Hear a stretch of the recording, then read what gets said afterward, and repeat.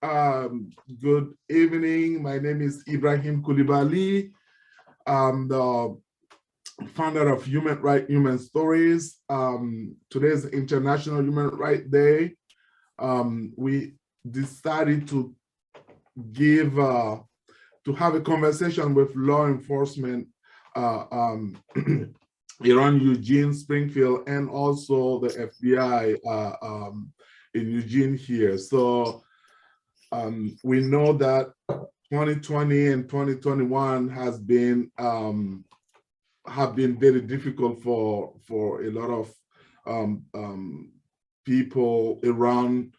What we've seen in the case of George Floyd, but also the protests. So it's created an environment where people sometimes feel disconnected with the law enforcement, and sometimes feel like they do not know enough about the police department. So we think this is an opportunity for us to talk about at least the police department we have around here, since we live in Eugene. And we are honored today to have both police chief from Eugene and Springfield. They will introduce themselves. We also have Ryan Breyer with us. Ryan is from the FBI, and I will be here with an advocate from the community, V, and we're gonna go around for everybody to introduce themselves, and I'll pass it to Chief Skinner.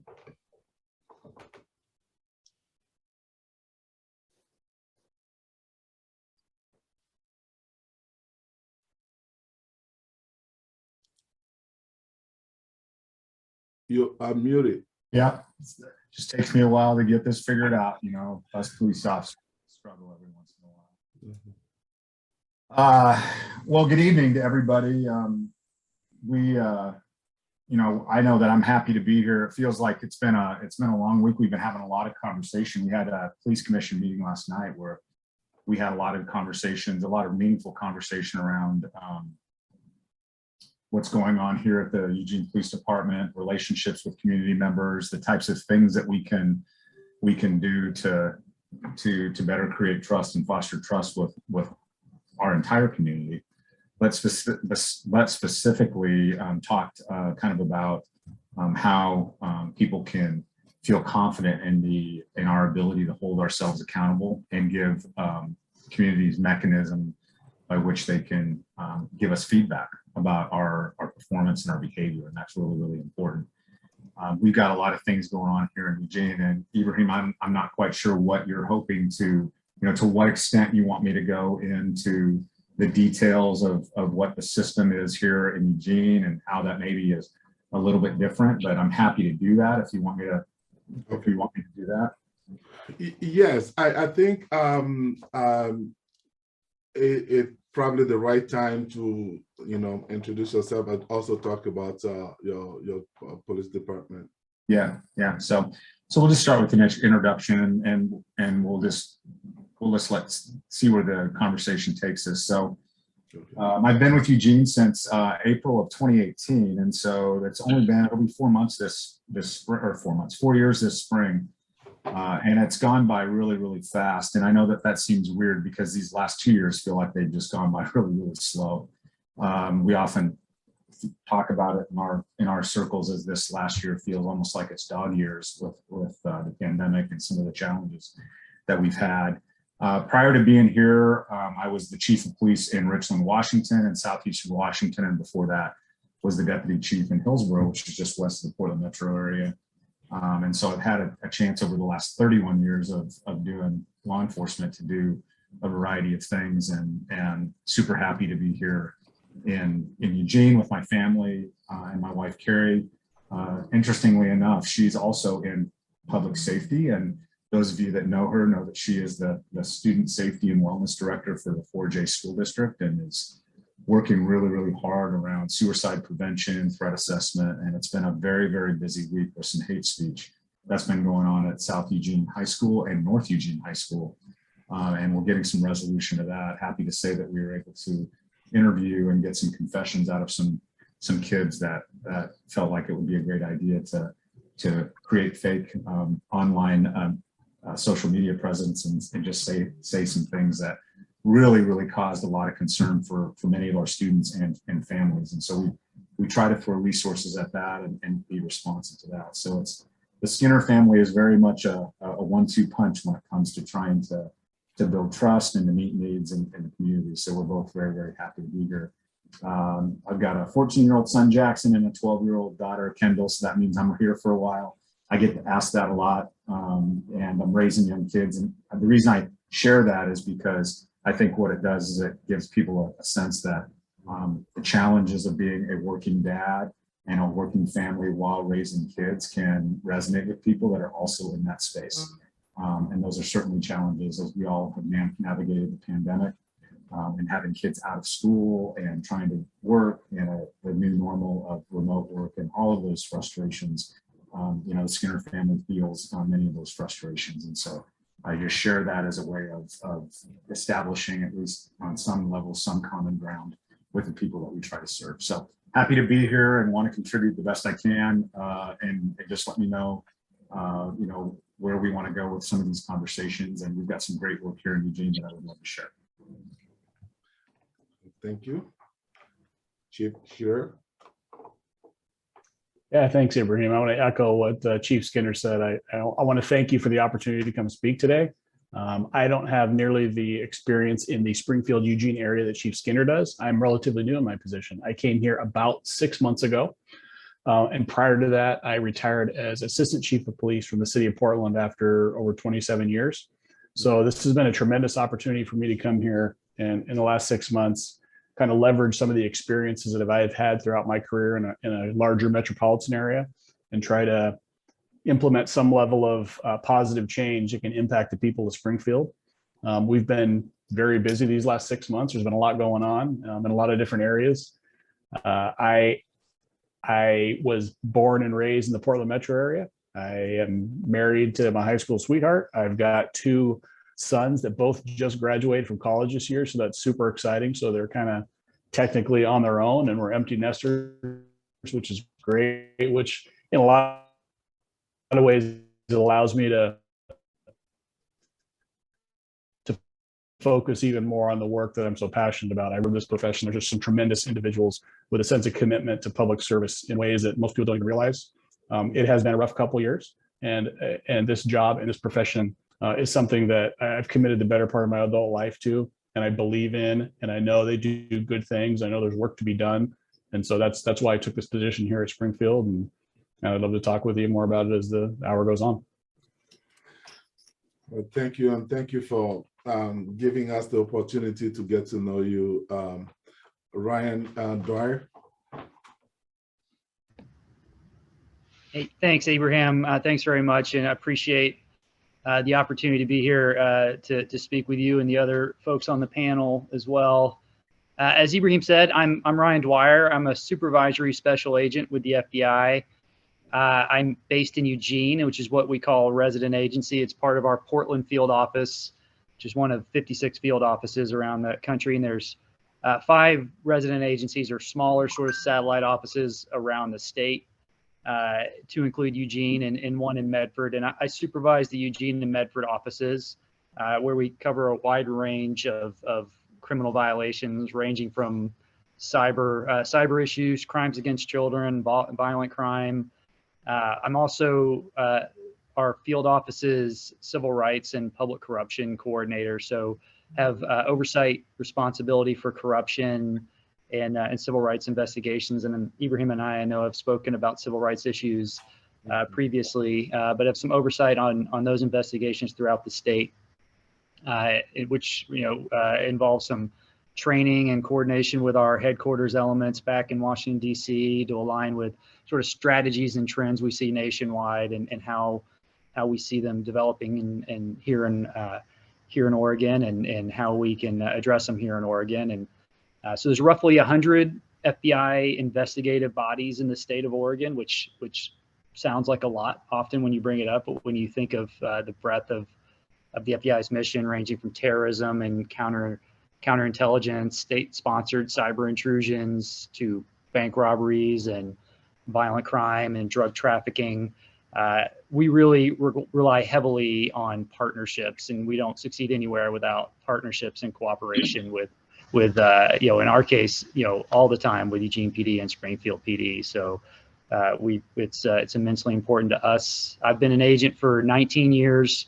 I spent the last 11 or so in Oregon. Previously was in San Francisco and in Washington, D.C. And the Bureau moves you around quite a bit, but I have landed in a place where my family's very happy. I also have two boys that I'm raising in Eugene, and it feels great to be a part of a community that you really enjoy, which is not, I feel very lucky in my career. It doesn't always happen in the FBI. We do get bounced around quite a bit, but we've settled and are very happy as Oregonians, and just makes these conversations all the more meaningful for me because this is the place where we're raising our kids and where we are invested, as are the several agents and other employees that work for me in Eugene. So look forward to seeing and talking about some really timely and tough topics tonight, Ibrahim, and anything we can contribute. So thank you very much.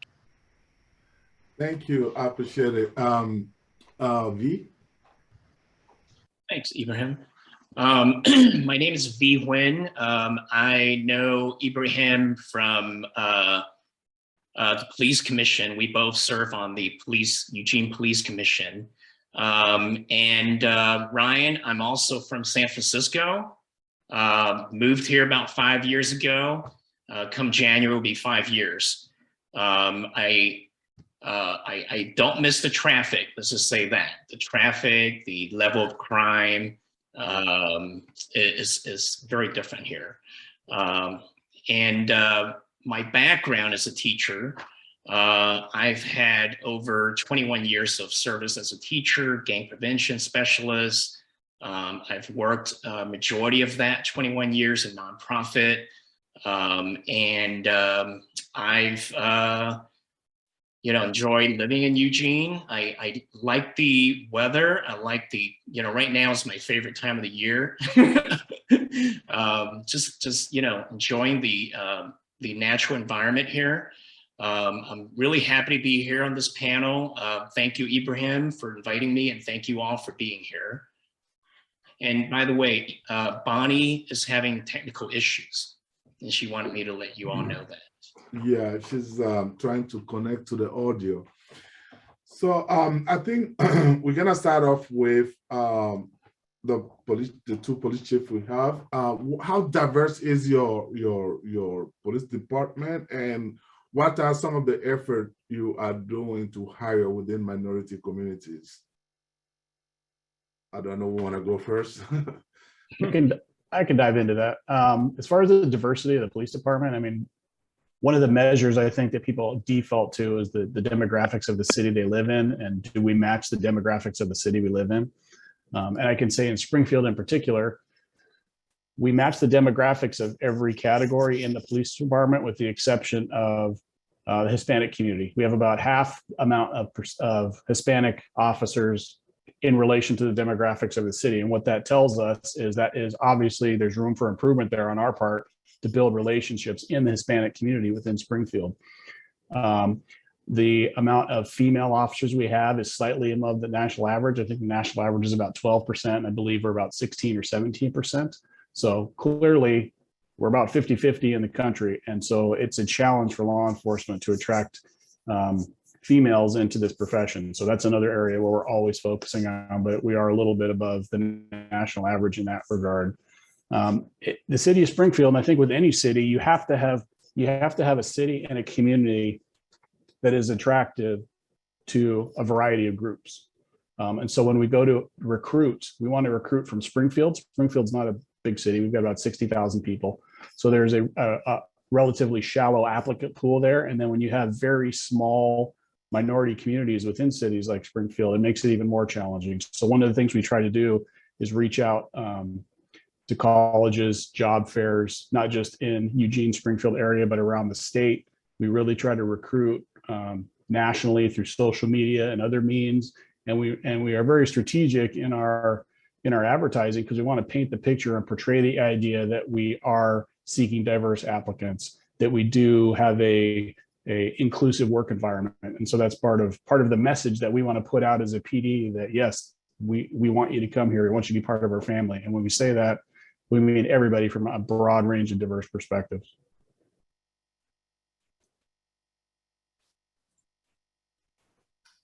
Yeah, what I would say is we're not diverse enough. And, you know, we can try to set a target based on what we think would be healthy. But what I found is it's a little bit of a catch-22, because you can have an overly diverse organization that has a tendency to connect with all people that you serve. But if your diversity is not as robust as it should be, there's people you don't connect with if you're on that side. So, you know, Black officers have a tendency to connect really well with all kinds of people, when we know that our white officers sometimes struggle to connect with some of our Black community or Latino communities. So when I think about where I would like to be diversity wise, it's not going to matter how good I think I'm always going to say I wish we were more diverse, because hiring the right human beings, regardless of who they are, we want them to connect with other amazing human beings in our community. And so that's kind of where we start. Having said all of that, there's some things that we need to make sure that we do to try and attract the right people here to the Eugene Police Department. And I would totally agree with Chief Shearer in the sense that oftentimes we have this dialogue around this being a police problem or being a public safety issue to attract the right candidates, when in fact, I think it's a community issue. When we're, you know, and I can give you a case in point on a lateral officer from North Carolina, Black female officer, bringing her out to visit Eugene because she feels like she might be a good fit for the organization, to come out and experience Eugene. And if people don't see and experience things that feel familiar to them, that make them feel comfortable about where they're moving to, especially when you think about moving out of state and moving with a family, then sometimes that's tough. And so we as a community, I think, have an obligation to recruit a diverse workforce for a variety of industries, not just public safety. So I'm going to do my part, and I'm going to continue to push this community to be welcoming as well to a diverse pool of applicants and do that. Lots of effort around that. In Eugene, we've got a recruiting team that's doing this work. We've got dedicated budget for that, which we're very blessed to have because of our size.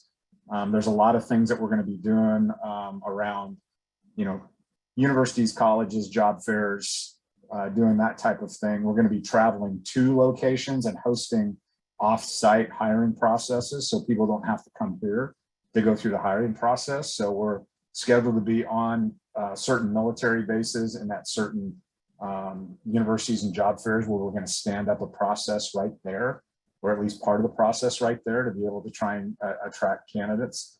Because what we found is in this job market is that all candidates of all kinds, especially the really, really good quality candidates, have their choice of where they want to go.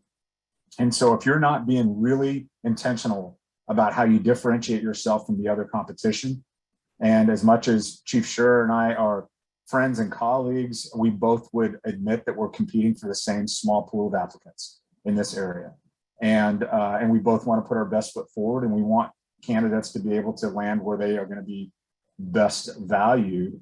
But I would also tell you, as the competitive side of me, is I want to be people's first choice. Just like Chief Shearer wants to be, you know, Springfield to be the first choice of candidates. So it's a very competitive market. You have to make sure that you're doing the right things to create a connection with your applicants, to make sure that they can see themselves as a part of the family and see themselves being really, really valued within the organization. So there's a variety of strategies that we have around that to try and create that unique brand experience when we have the right applicants here.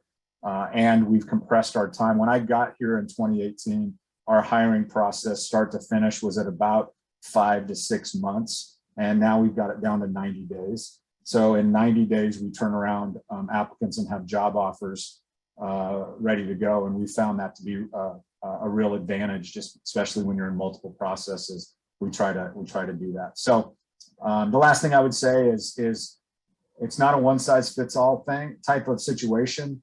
I think both Chief Shearer and I would agree that as you're building an organization, especially with vacancies that we have, is you can't do it all on the backs of entry level and you can't do it all on the backs of lateral officers. You have to have a blend of the two to get to where we need to be.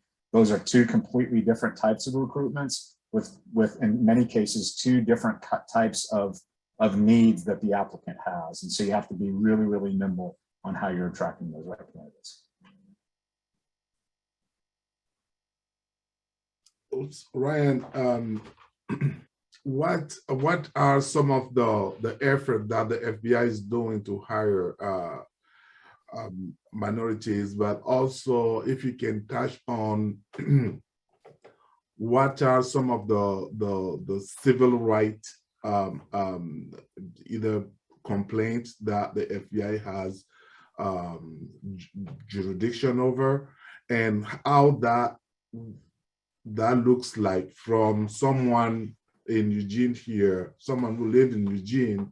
How do they approach the FBI if they want to work for the FBI, or if they have a complaint they want to file with the FBI? And V and Bonnie, feel free to interject at any given time. All right. Well, Ibrahim, that's a big one. Actually, maybe that's a big one or two questions there. But to your first point, as far as diversity hiring, we have similar challenges. We are not nearly as diverse as we would like to be as a workforce, and we have found that our sort of historical recruiting process was, hey, we're the FBI. People are going to come and apply, and typically people have come in to apply, and when we still don't have a hard time filling positions. However, we don't get we don't get the diversity we want that way. So a lot of our efforts are focused on kind of demystifying the process, targeting specific audiences to show, hey, here's the process to become an FBI employee. And we do hire across multiple career fields. Special agents, obviously the one people probably think of the most often based on TV, movies, or whatever your experiences are. But we do focus. We have very, very focused, especially here in Oregon, recruitment events with different community groups, different minority groups, recruiting women, especially women, into the agent or law enforcement role is a focus of ours. We're about 20% of our special agent population is female, and we would obviously like to see that much higher. And so we've worked quite a bit on that. A lot of what we do is we try to personalize the message, have agents of different backgrounds provide media interviews and describe the process. The idea is we hopefully can help people see that that becoming an FBI employee or becoming an FBI agent is something that's accessible no matter what your background is. And that's a lot of what our effort is. That we've seen gains over recent time, but it's certainly something we need to and plan on continuing to work on. And that's actually we just wrapped up a meeting with all of our employees here in Oregon today, and that was one of the sort of the do outs. And the focus was that recruitment is everybody's responsibility. So we expect our employees to be out there and trying to find people that they think are fit and of all different backgrounds and introducing them to the possibilities of becoming an FBI employee. So it's an ongoing process, and certainly we, I would echo both Chief Shearer and Chief Skinner's points to the importance of matching your population with your workforce and being able to serve and connect more effectively that way. So that's something we're continuing to work on. So as to your other point, or V, did you have a question or thought? No, go ahead and I'll let you finish first. Thank you. Okay. All right. As to your other point, Ibrahim, about civil rights and in particular the FBI's civil rights program. The civil rights program within the FBI is actually our top criminal priority program. So amongst all the things the FBI investigates, fraud, violent crime, drug trafficking, organized crime, civil rights and corruption are their two highest criminal priorities, and that's based on the community impact, based on in the case of civil rights, based on increased hate crime activity we've seen nationwide over the last 18 months to actually 2 or 3 years. So it is a #1 priority for us. We define civil rights, and we have 3 prongs of our civil rights program. The first, and one people probably most commonly think of, are hate crimes, which are generally defined as crimes of violence or intimidation motivated wholly or in part by a bias, and bias could be race-based, religious, gender identity, sexual orientation, gender itself. The second prong, second most common civil rights case we deal with are color of law cases. And color of law, again, defined broadly as a public official abusing his or her official position to deprive another of their constitutional rights. So that's the one we think of most often when we hear of investigations of police excessive force, or excessive force in a prison context. But it doesn't just apply to law enforcement officers or corrections officers. It's any public official, and we define public official as anybody appointed, hired, or elected to a government position. So it could apply to judges, it could apply to FBI agents, and does apply to FBI agents.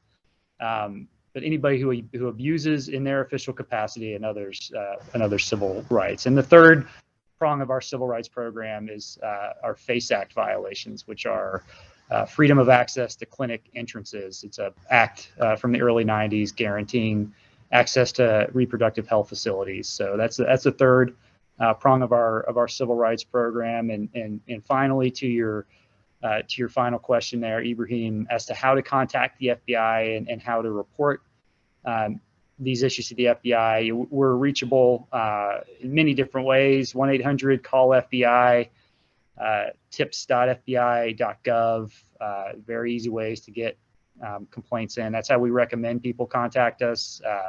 Those complaints will go to our National Threat Operations Center, which will send them out to the appropriate field office for follow-up. And so if you contact the FBI in that way, and you're living in Eugene or Springfield or anywhere in Lane County, you can expect that complaint will be routed likely in my office, and an agent will contact you to follow up with it. Thank you.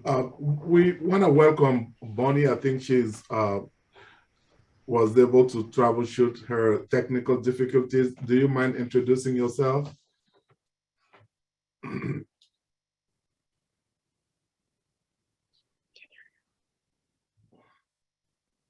you hear me? Yeah. Yes, okay, great. Sorry about that. I am really sorry. I don't know what happened. My name is Maya Dominguez. I am just a community member, and I'm a designer, and I don't know what else to say. I don't know what else that everybody else said, but I do try to meet with people around the community and ask them what's going on and what they're doing and how they're feeling about things. And one of those things being the police. During my off time, I'm also a police commissioner, but I do not represent them right now. And that's it. Thank you for your patience. Welcome. V, do you have a question, or you want us to? Yeah, I just want to piggyback on what Bonnie just said. I'm also not representing the commission here. I'm representing myself. So Ryan, you were talking about recruitment, and so I'm wondering, because you said that there were not enough minorities in the FBI, when you go out and do recruitment, do you have minorities that go out and do the recruitment? Yeah, we do. Absolutely. That's, one obviously, agents of all different backgrounds have busy schedules too, but, our preference is if they're comfortable doing it, we'd very much like to have folks get out and speak to the community. We have, we've produced several Spanish language informational sessions. We have do a lot of Spanish language interviews, very much for that purpose, right? We want to, again, there might be populations out there who don't necessarily see becoming an FBI agent as something that is attainable, and we want to sort of remove that perception and say, yeah, it absolutely is attainable. We want that. We want folks seeking the position of all sorts of backgrounds. So, Thank you. Chief Shearer, what is the internal affair within the police department? Two, how people file a complaint, and what is that complaint process? How the process looks like? Yeah, that's a great question. Thanks for asking that. We just had a big discussion about that yesterday with a community group we meet with on a regular basis.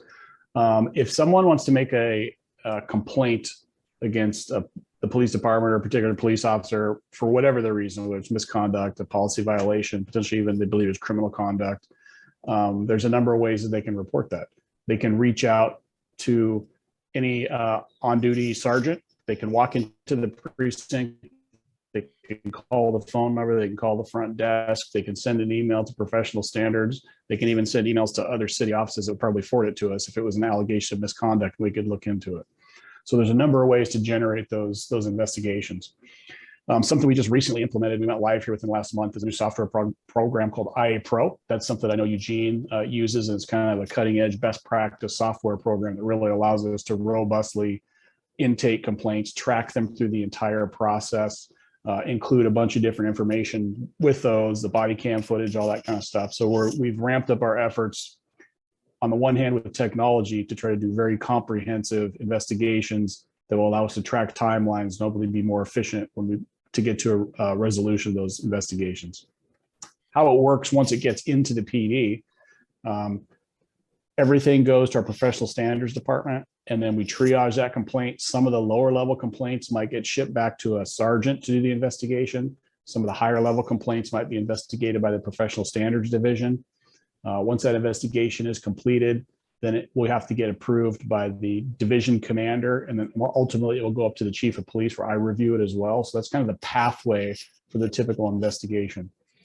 The way the policy reads right now, we strive to get these investigations done within 30 days. I can tell you that is extremely difficult. That is a very aggressive timeline that I think a lot of times we just can't meet, because with people being unavailable for interviews and then multiple things that have to happen during the course of those 30 days, that's a very aggressive timeline. We have met it on occasion, but sometimes we go longer. And depending on the complexity of the investigation, it might take 2 or 3 or 4 months before we even come to a resolution on that investigation. And those are investigations that we just do internally that are policy violations. And of course, if there was some allegation of criminal activity, that would go to a whole nother level. We'd probably pull in a different agency, a partner agency, and ask them to conduct that investigation for us. But those are kind of the two different pathways. There's that internal administration or internal administrative investigation that most people think of as like an IA investigation. And then if it's more serious allegations of potentially criminal conduct, we would probably have another law enforcement agency do that on our behalf, just to avoid any conflict of interest. Thank you. Yes, V. Yeah, Chief Skinner and Chief Shearer, in regards to recruiting, you were saying that, sometimes people can choose to go to Eugene or Springfield. I'm wondering, what is the starting pay scale for new recruits, not lateral hiring, but new recruits for Springfield, and then Chief Skinner, what is it for Eugene? For obvious reason, right? If you have, someone who's looking for a job as a police officer and Springfield pays more than Eugene, that person might go towards Springfield. Yeah, I can tell you that the pay scale for salary and benefits is very competitive. It's almost identical. I think when people are looking for a place to work, it's not just based on pay, because you have multiple agencies that pay about the same. You're going to look at what's the best fit. Big agencies can offer a lot more opportunity in terms of different specialty units, different types of work and things you can do to some degree. I came from a very large agency, and there's a tremendous benefit to that. But I can also say there's something very unique and rewarding about working for some small agencies too. I mean, there's definitely a family kind of atmosphere and a family feel where you know everybody that's in the building every day. You really feel like you're taking care of each other. If somebody can't make it into work because their kid's sick, you know, you'll come in on your day off to kind of cover for them. And there's that kind of camaraderie and family feel that you can get from a smaller agency. So I think when it comes to the applicant, it's just a matter of what they're looking for. Because I don't think pay is really a factor for us right now because they're very competitive. I think the other aspect to that, V, is base pay is yet a small part of what people applicants are looking at. And this will be near and dear to Ibrahim's heart. If they've done a nice job of negotiating a good collective bargaining agreement, there are nuances in that bargaining agreement that are different from department to department that would also inform pay. So when we have applicants coming in, what we encourage them to do is not just focus on base pay, but actually dig into the contract and see what are the other opportunities within the contract to be financially rewarded for a 4-year degree, a 2-year degree, being bilingual, you know, a variety of those things, you know, the types of 401k option or deferred, you know, other deferred comp or, you know, accruals, vacation accruals, those kinds of things. All of that rolls into what we call a total compensation number. And those, we try to stay very competitive in those, but they kind of manifest themselves in different ways within a collective bargaining agreement. Mm-hmm. Thank you. If I may ask, Chief Skinner,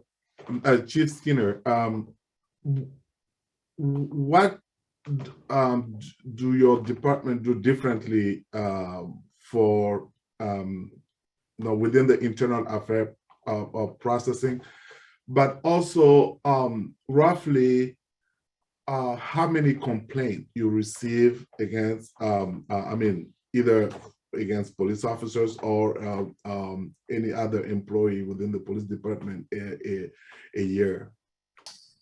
That's a great question. So Chief Shearer kind of outlined a really good kind of framework for what professional standards does in most agencies, and certainly between his agency and ours. We're blessed to the extent that we have enough staff that we can dedicate staff to professional standards. So I've got a civilian manager, professional staff manager, and a professional staff analyst that helps run that department.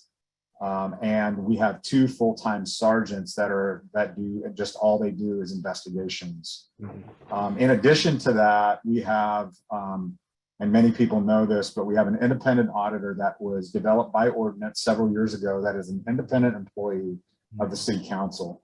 And by ordinance, the auditor, whether the complaint is received by the auditor or the complaint is received by the police department, either anonymous or not, all those complaints go to the auditor for classification. And so there is some triage done there where she classifies each one of the complaints and crafts allegation language around if worth an allegation, she crafts allegation language around what she believes the policy violation might be. Now, if it's a criminal issue, it's a completely separate track, as Chief Shearer articulated, and the auditor is not involved in that. But generally, if it's criminal, there will be a subsequent administrative review as well. And the auditor's office is involved in that. So we have that layer of independent civilian oversight.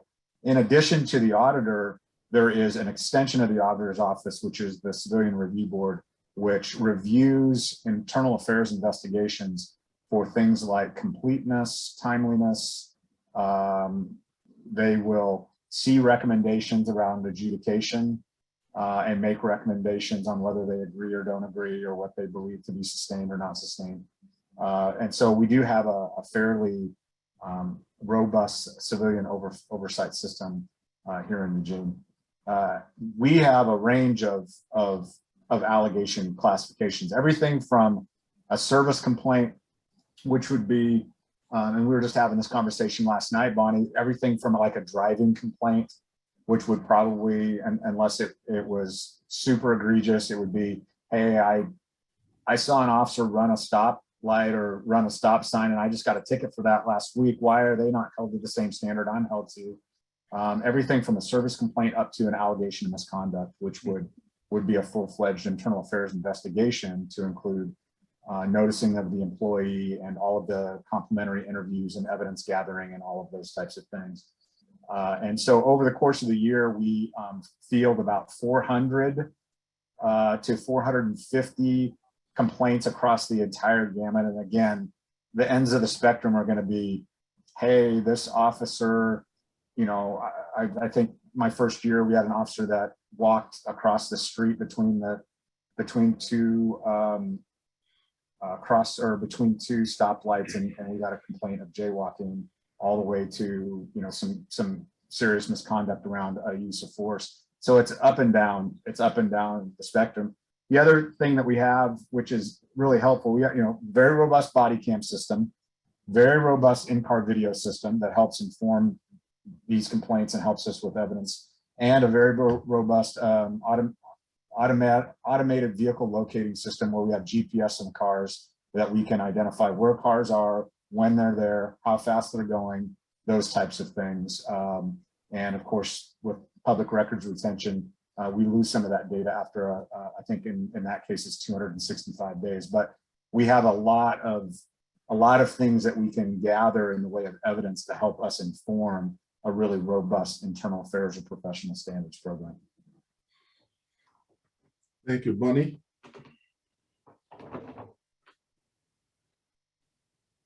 Okay, can you hear me? Yeah.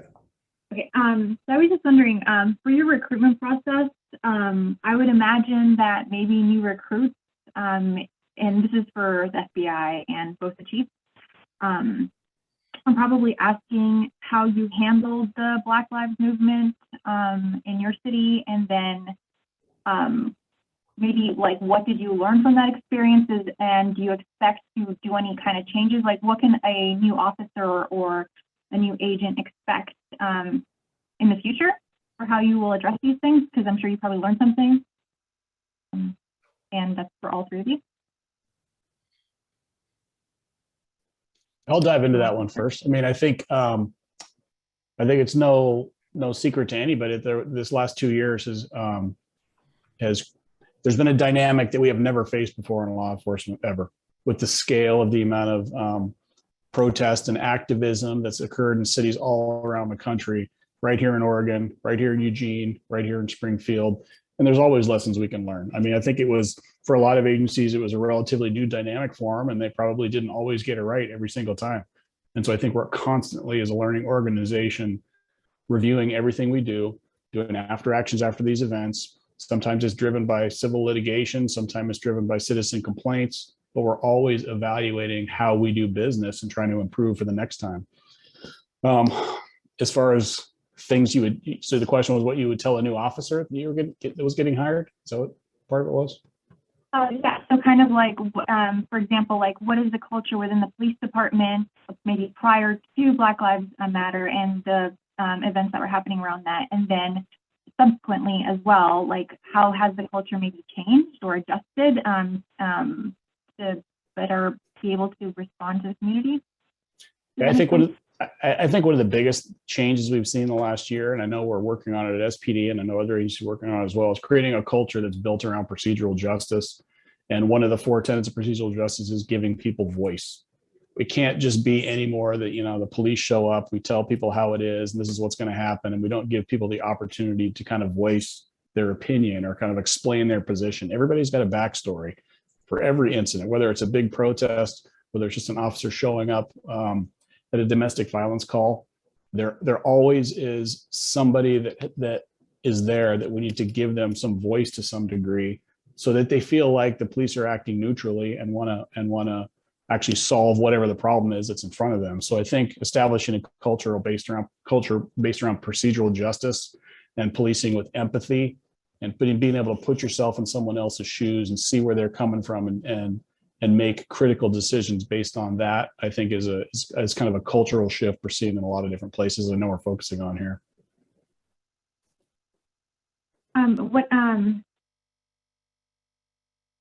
Sorry, so can you be a little bit more specific? Because maybe I just don't understand necessarily what procedural justice is. I understand that you're saying that you want to be more empathetic So I would imagine that means maybe, well, actually, I don't want to say what it means because you're the one that knows, but what does that mean for future demonstrations exactly? As far as what is the procedure when you're out there, I guess? Does that make sense? You're muted. Sorry about that. I mean, procedural justice means it's the idea that there's fairness in the process, that, you know, resolves disputes and solves problems. There's a sense of fairness, and that's what at the basis of procedural justice is all about. And when you're asking specific questions about protests, I mean, I've been involved in a lot of different protest responses. I mean, dozens and dozens. Everyone is a little bit different. Some of them are entirely peaceful. Some of them have an element that is intent on criminal activity. What you can't do is you can't lump everybody in that entire group into the same category, because they're made up of a variety of people with a variety of motivations and a variety of intentions. And so you have to be able to, it's very difficult, and it's probably one of the more challenging things that any law enforcement agency is faced with, is managing a large scale event like that, where there are some people in the crowd that might be intent on criminal activity, and dealing with that effectively without impacting some of the other people that are there. So, I mean, it's difficult to answer your question exactly because everyone kind of has its own dynamic. But hopefully that kind of tells you what we're thinking. What would you say? Sorry. So what would you say to a new officer if they are looking through the news of what was happening in Springfield, for example? What would you say to a new officer that maybe is Black or Hispanic or something, and you know, they might relate to the Black Lives Matter movement, and they might also read that there was seemingly some kind of conversation that was going on between, for example, SPD and the Proud Boys of some sort. And I guess I'm just wondering, when you're recruiting officers, how are you telling them that things hopefully have changed or are different in any kind of way? I'm so sorry to put you on the spot. I'm curious. Yeah, a lot of what you're talking about occurred prior to my coming here, and I know there's even some outstanding legal action that's happening right now. So I'm not going to talk about any of the protests that happened last summer specifically, but I can tell you that when we're talking to new recruits and new hires, when they sit down and interview with me as the chief in particular, I'm focused on finding people that can police with compassion and empathy, and that understand that we have to give people voice. There's, like I said, everybody has a backstory. We have to have officers that have the ability to really sit down and listen and have the cognitive agility to make decisions and see the bigger picture of things. That answers your question. If you're looking for specific comment on the protest that happened in Springfield last year, I just can't talk about that because there's some litigation right now. It's not. No, I wasn't looking for that. What I was looking for is more like, it just, to me, it seems very vague, to say that you're looking for people that are more empathetic. For example, at EPD, from the sound of it, they're trying, my understanding is, please jump in, Chief Skinner. But my understanding is that, for example, officers will be learning to react to microaggressions with a new budget. Like, they're going to get some kind of counseling or something. So can you jump in with that, Chief Skinner? Like, what is it that they're, we were talking about this last night during the police commission meeting, that officers will be better able to deal with groups of people because they're going to be better trained to deal with groups of people. Yeah, so one of the things, I got you, Bonnie. One of the things that we were talking about last night is that it's in everybody's interest, regardless of whether you're a part of a movement or a protest or or business owner, residential area. It doesn't matter, why you're in the community and how you come into contact with law enforcement. It's in everybody's best interest to make sure that your law enforcement professionals are taken care of and healthy, both emotionally and mentally, so they can make those really good decisions. I mean, Chief Shearer and I can hire the most empathetic and compassionate person on day one, And by virtue of this job, that will get eroded if we don't take care of people. And they will make bad decisions. And sometimes those bad decisions end up in litigation. Sometimes it ends up in death. It ends up in a variety of really bad outcomes. And so the microaggressions that officers experience and that cumulative stress that happens with officers, it's really, really important that we pay attention to that, because they have to have the ability to, through that procedural justice model, have a sense of fairness and equity with everybody they deal with. And I got to tell you, this last year, our police officers are struggling. They're worn out. They're exhausted. And one of the first things, and this is a truth that I found to be true. One of the first things that erodes is your ability to empathize when you're that stressed, you're that worn out, and you're that beat down. And we don't want our officers to struggle with trying to recapture the amount of empathy they need to do their jobs right. And so making sure that there's a wellness program and that there's, it's one of the 6 pillars of 21st century policing. It's one of the last ones, but it's a pillar. It's the 6th pillar is officer wellness, because I realize all the other pillars above that, 1 through 5, maybe with the exception of the social media and technology piece, is all predicated on having officers that are making great decisions, that are fully engaged and empathetic and compassionate about the work they do. So we have to pay attention to that. We have to make sure that we have systems and intentionality around taking care of people within the organization, so that when they're put in those tough situations around protests or responding to domestics or responding to any kind of situation where they have to be able to quickly make decisions in the best interest of our community, that they're well equipped to do that. Thank you. That's kind of what that's exactly what I was getting at. So just, I guess what I was looking for was kind of that kind of answer, where it's just like there's a specific, I don't know if you have enacted some kind of specific program or something at SPD that might kind of mirrors what is happening at EPD.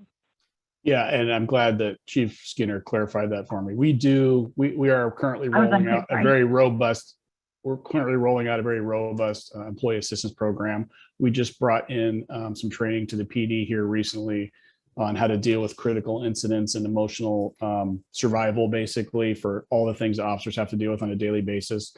We need to keep them healthy so they do make good decisions, so they don't lose their temper. Something we're going to be exploring in 2022 is a program called ABLE, Active Bystander for Law Enforcement. And basically what that is, it is, the way it was explained to me, it's kind of like if you're at an event and one of your friends is drinking too much, you don't let them drive home. You either ask them to stop drinking, you take their keys away, you do something to prevent a bad thing from happening. But what this active bystander for law enforcement training does is it gives officers tools to do exactly that on a day-to-day basis when they're working out on the street. If one of your fellow officers is having a bad day and you can see them starting to lose their temper a little bit, and you think an interaction might not go well, it gives officers the tools and the ability to kind of step in. It's like, hey, I got this. That hopefully prevents interaction from going down a path that nobody wants it to go down. So I think that's what you're getting at. Okay. Yeah. Thank you, Bonnie. And same question to the FBI, please. Like, what did you learn from the Black Lives Matter, and then how is it that officers are not officers, agents are changing the way that they operate, if at all? Yeah, so I would say, I mean, obviously our mission and our sort of pattern of interactions with the public is considerably different than a police department. But coming out of 2020, we recognized the need to focus on our civil rights program and recognize on the fact that, something we all understood and knew is that civil rights crimes are vastly underreported. And so we put a considerable amount of effort and funding into messaging and encouraging reporting, or creating some reporting mechanisms to sort of overcome that, make sure folks understood that the FBI was an option for reporting those civil rights issues. And while if someone is a victim of a civil rights issue, we want them to contact anybody. We want them to contact Eugene PD, Springfield PD, Lane County Sheriff's Office, call the FBI. Our commitment within the FBI is we're going to coordinate with every other agency too to address those things which need to be addressed by the FBI. So With that, we shifted resources to those programs, investigative resources. We actually took out billboards and radio ads, which is something I've never seen the FBI do in 19 years, focused specifically on reporting civil rights issues. We increased training for our staff here in Oregon, and funded training for partner agencies and prosecutors regionally around the country, flying folks into different regional training sessions to discuss civil rights investigations, how best to address the unique challenges of civil rights victimization, how it affects the community, how to best interact and address those things. As far as resilience and well-being, we have started, as both chiefs pointed out, that's something very much on the radar of law enforcement right now. So we have increased a number of programs internally focused on resilience for our agents and for our entire population. Just like we said, we don't experience typically all the stressful, numerous interactions a police officer experiences every day, but recognizing there's still other stressors in the job and other challenges, and agents and FBI employees are balancing stress at home too, and how can we make sure our folks are best equipped to bring their A game to what is a very important job. So we've got a number of programs we're rolling out right now. Our employee assistance program has been beefed up. Part of it with us too is incorporating policy-wise things, ways in which we can encourage people to seek help and understand that it's not going to affect their employment federally, which has been a concern over the years, and we're sort of past that, which is the right thing. It's not going to affect somebody's security clearance or their work with the FBI if they seek counseling. It's the right thing to do, and so destigmatizing that within our sort of unique slice of government service has been something we've worked on for the last several years. So I don't know if that answers your question, but that's sort of where we're at with it. Thank you. Pete? Thanks, Ibrahim. And I'm hoping we can circle back to the recruitment and the attempt to be more inclusive of minorities in staffing. I'm wondering, I know that you mentioned about putting ads. I think Chief, you said that putting ads on radio, on television, on the internet, and putting tables at fairs and all that. But I'm wondering if that's enough, because that's not enough to change the stigma attached to police by the minority community. I know that for the Asian community, especially those who, and Chief Skinner, you and I have talked about this, especially with Chinese that are newly immigrated to the US, or I'm talking about maybe even they've been here for 10 years, let's say, or 20 years. Their perception of law enforcement is very different than native born, because coming from, let's say, from China, law enforcement there may not be as accountable as it is here. You have bribery, you have favoritisms played into the effect, and so coming over, their image of law enforcement is reflective of their experience, right? And back there, if you reported on a crime, and a crime is connected to organized crime, that police officer might actually be paid off by the organized crime. And I know that President Xi Jinping has been trying to crack down on these type of corruptions, but still the effect is lasting. So I think one of the challenges you will have is breaking that stereotype, breaking that stigma, and then the other thing that you will have problems with too is that when police enforce low level type crimes in communities of color, many of these people end up with criminal records, and they become disqualified, and so is there a talk amongst, police chief, among law enforcement on how to address these issues? I'll let, maybe Chief Skinner or Chief Shearer or Ryan, whichever one of you want to tackle this first.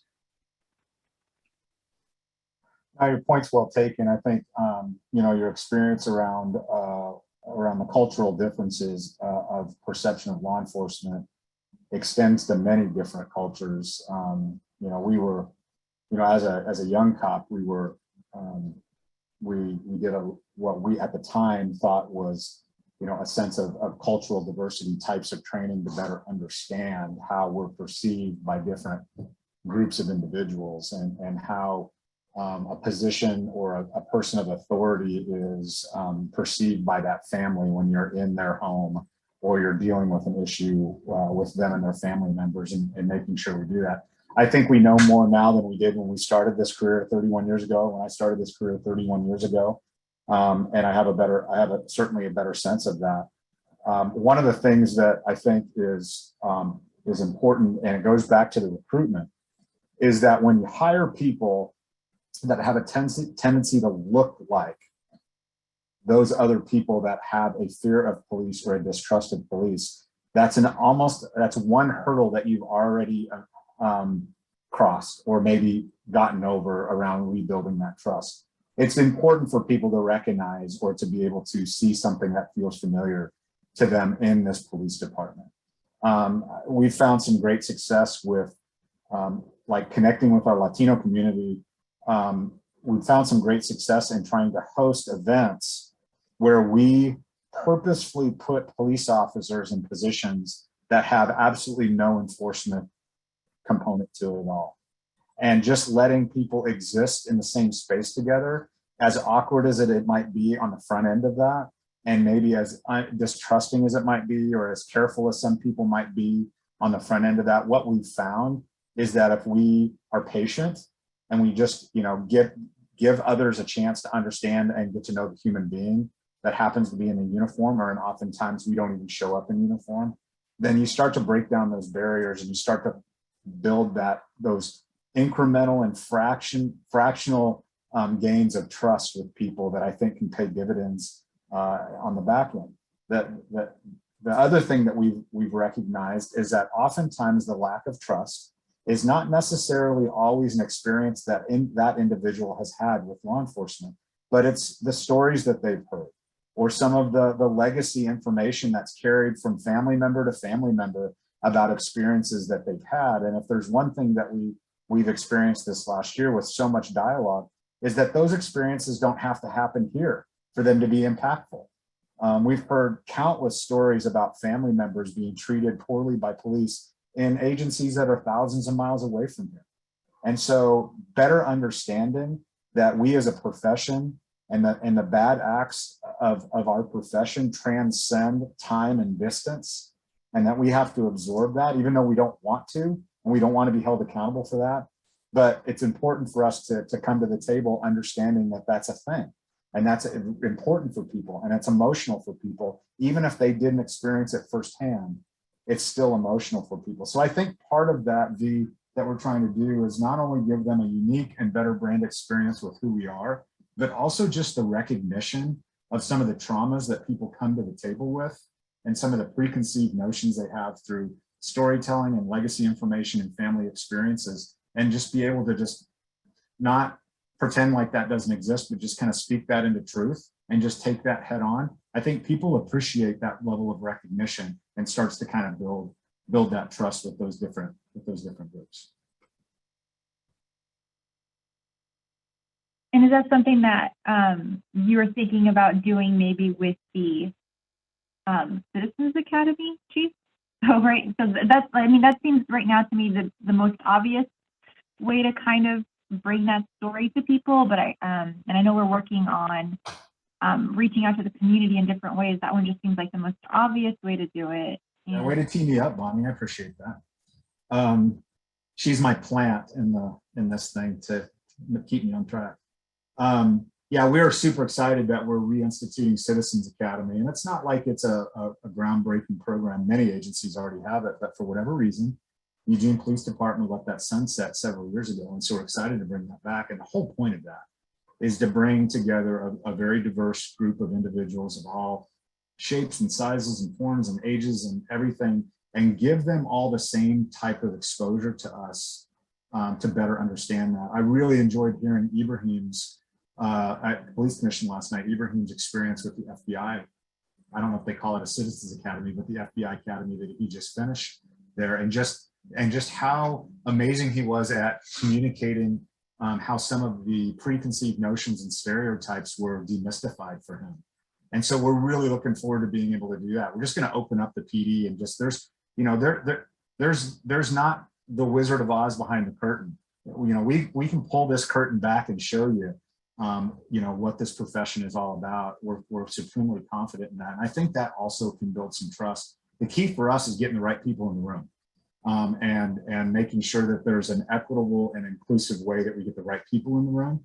And so we're going to really, really work hard on making sure that every single one of the Citizens Academy isn't, 30 or 40, of our widest community members. We need to make sure that we have a really, really good diverse group. So that's another effort around diversity and recruitment that we're going to be undertaking. I saw on the FBI website that the academy that you all hold, the FBI, I guess specifically targets community leaders. And I guess I was wondering if you have any advice on that, because again, you were very specific about it being community leaders. So how does EPD, for example, specifically get them? Like, because they sound like busy people, so I don't know how you were able to entice them. I would probably suggest that Ryan give us a description of what the FBI is doing already. Maybe that Sure. would allow us to kind of compare what Eugene, the city of Eugene wants to do and what the FBI is already doing. So Ibrahim, thank you for teeing me up, I guess. So no, I appreciate it. And honestly, I really appreciate Chief Skinner's sort of description of sort of the generational issue of trust in law enforcement, and the gradual effort, but necessary efforts to overcome that. And also just, I think something he said at the end there, it hits on it, and it's absolutely applicable to our outreach efforts in our Citizens Academy. And that's, moving that curtain aside, and there's all sorts of images about people have about the, impressions people have about the FBI, be it from direct contact or the movies. And, you pull the curtain aside, which is one of the things that we want to accomplish with Citizens Academy. And what you're going to see is that, bottom line is everything we do, it's done by people. It's done by people that are living in your community, folks that are hopefully can relate to you, and to whom you can relate. And that's one of the great parts of our Citizens Academy effort. So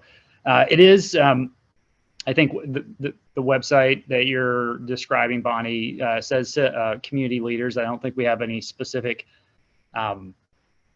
criteria or definition of that. I think participants can be nominated by alumni of the Citizens Academy. We have a large Citizens Academy Alumni Association. So when folks complete a Citizens Academy course, they're able to join this organization, which holds sort of different meetings and informational sessions to follow on. And then our hope is that it's another avenue for folks to stay plugged in and connected to the FBI, and to bring folks that they think would benefit from the Citizens Academy into the class. So employees of the FBI can nominate folks. You can go on the website yourself and submit an application.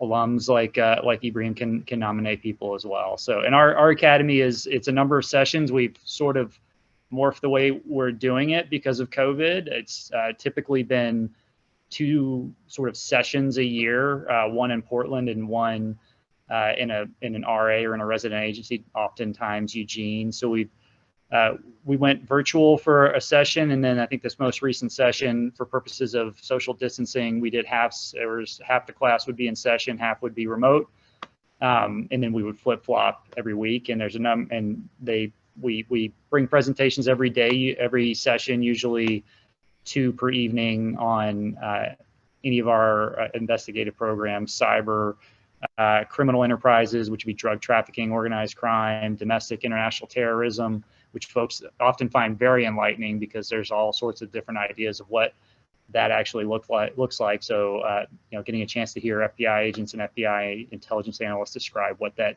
actually does look like and what we are actually doing on that, I think is something, and I don't know, I don't want to speak for Ibrahim, but I think a lot of folks find that topic very interesting. And the idea is we want folks to understand what we're doing.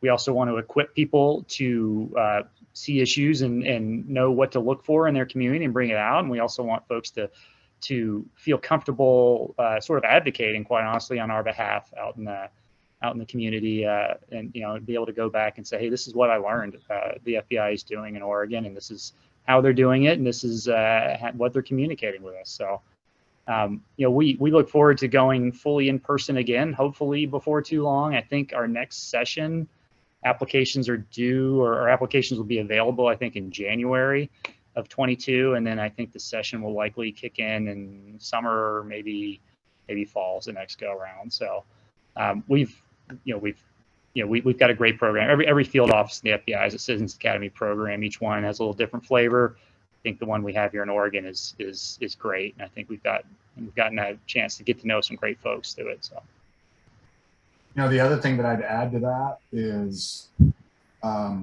I think all of us can agree we also want them to have fun doing it. So that's why we purposefully build in some experiential time to actually experience some things that police officers experience. So like our Citizens Academy will be a 10-week academy with some evening times, but we'll have some Saturday sessions where we're actually going to do some hands-on stuff. I think it's important for people to understand the nuances around split-second decision-making, what happens with your body and your motor skills when under stress. And so we're, again, just really fortunate that we have a training facility here and a very robust simulator. And it's been my experience that the most fun parts of Citizens Academy is doing some of that experiential stuff where they get to make some decisions, do some things, do some hands-on stuff. So if anybody's listening or knows of anybody, just understand it's not just always about sitting in the classroom and getting lectured to by a bunch of amazing professionals. You actually get to have a little bit of fun. And that's the most fun for us is watching citizens go through that and experience those things. I wasn't really a proponent of the Citizens Academy. And specifically actually the fun parts, and that being like shooting a gun, for example. I don't really think that that's necessary for citizens. I think that, well, I guess I was wondering about the FBI, because you said, at least the part that seems to me to be interesting is what you briefly noted, which is, I think you said something like, right, Ryan Dwyer, you said that you teach them what to look out for in the community, or to see like what is, I don't know, possibly a danger. I'm not really sure what you were saying, but I would, that's what I really wanted the police academy to be. I mean, not the police academy, the Citizens Academy, just more of actually training on like how to, like, what do you do when you are being pulled over? Like, what's the appropriate thing to not scare an officer and make them think that something's going to go wrong or something? Like, that's kind of, I wanted more of that kind of training. But also kind of know what they're doing. But again, I don't really think it's necessary to make it a fun experience. But again, I mean, okay, not a fun experience, but I think it would be better if it was more informative, because the officers are going to do what they're going to do. But it's more about educating people on what they can do to protect themselves, and also more about how to better interact with police officers, I guess, if that makes any sense. So I was just wondering if you can elaborate on that, Ryan Dwyer, about like the education aspect of it that you briefly mentioned that I am attracted to. Does that make sense? Yeah, I mean, our academy is, it's largely educational, talking about what the FBI does. And when I think I said, things for folks to look out for. I mean, that's, we cover, crimes against children and keeping kids safe online. And we do that by talking a little bit about what our investigations look like, but also, hey, here's some equipment you can take, or here's some thoughts you can take as a parent, as a teacher, as someone in the community. And so, yeah, we integrate that. Obviously, want to equip people, empower folks to help protect themselves and help law enforcement protect them. We have some hands-on stuff, as Chief Skinner mentioned. I think our last several sessions, I think we've had to suspend that maybe because of COVID. I don't know if Ibrahim, you did anything like that. Yeah, that's the last session where we're gonna meet with the bomb squad and kind of all those kind of fun things. I believe it's going to be fun, but I'm not. Got the red or green wire, you'll figure it out. Yeah, those things. I want to go back to Chief Shearer and Chief Skinner about the unhoused community. We know that a lot of interaction that's happening that your officers have with the unhoused community. One, sometimes it gets a lot of publicity because we have a lot of activism around that here. Two, it's also seems to be traumatic for some unhoused population to even have to deal with your officers. So how do you see your police department trying to help the city want to find ideas around solving the crisis we have in this both towns?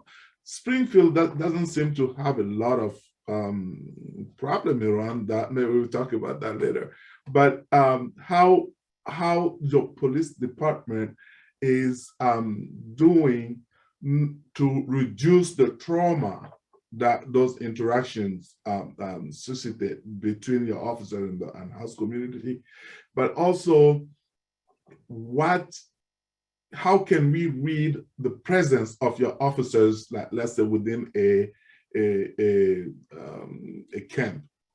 campsite or a safe place like Washington, Jefferson, under the bridge there. We receive a lot of complaint about the sweeps, a lot of complaint about police activities within those camps. So if you can tell us what those activities usually are, and also what those population can do if they feel like their rights have been violated by your officers. I'm going to let Chief Skinner dive into that one first, because the issues he's dealing with on their side of the freeway are significantly outweigh the ones I'm dealing with right now. Yeah, I mean, there's a lot to unpack here. I think one of the frustrations I have is how liberal we use the word sweep in our vernacular these days. Yeah. The fact that an officer happens to be in the park and is talking to an individual that's unhoused in there is often seen as a precursor to a sweep, and that's just, or in their minds, a sweep, and that's just not the case. Why would we not go in and talk to somebody in the park? They're a resident in the neighborhood. They just happen to be living in a tent in the park. And generally speaking, any dialogue we're having with them, there's been a predicate, either behavior or a need to be able to have dialogue with that individual. Just like other people in other neighborhoods, we have behavior that we need to pay attention to.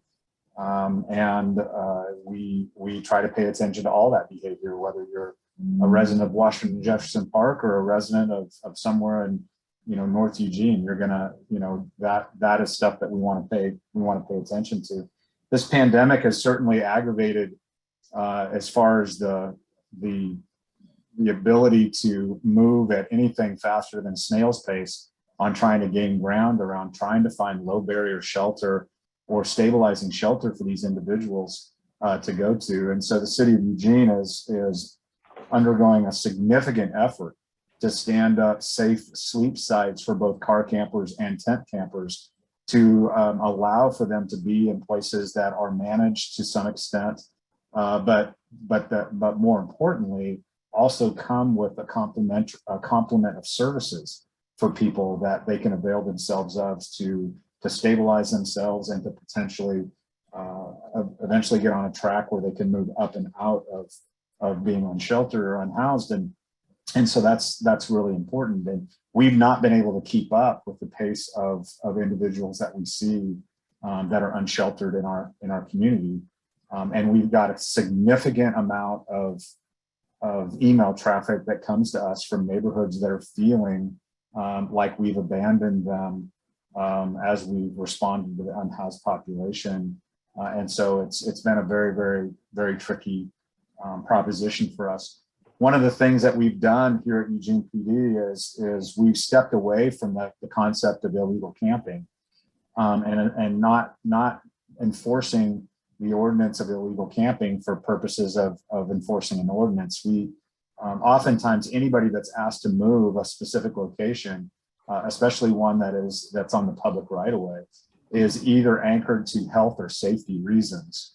And we let the city of Eugene and their outreach team and park ambassadors and other outreach professionals spend time and better understand the totality of those circumstances before an individual is asked to leave.